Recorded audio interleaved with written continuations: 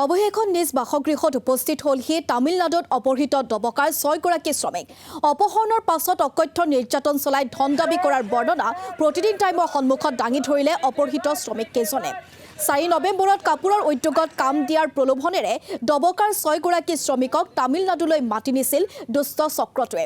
5 নৱেম্বৰত অপহৰণ কৰি অকথ্য নিৰ্যাতন চলোৱাৰ লগতে পৰিয়ালক দাবী কৰিছিল 1,20,000 টকাৰ মুক্তিপণ।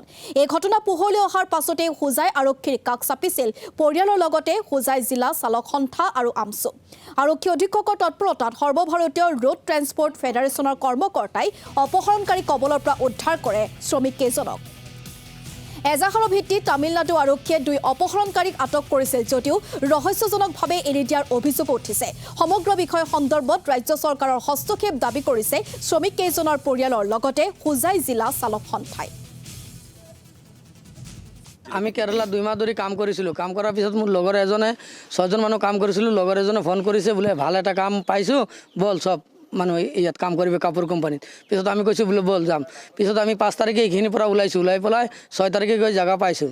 জাগা পোৱাৰ পিছত সিহঁতে ৰাতিটো ৰাখিছে, দিনত মোক 10টা বজাত মাৰধৰ কৰি পেলাই পইচা ডিমাণ্ড কৰিছে। ডিমাণ্ড কৰাৰ পিছত ইউনিয়ন পাৰ্টিক মই খবৰ দিছোঁ, ডবকা ইউনিয়ন পাৰ্টিক।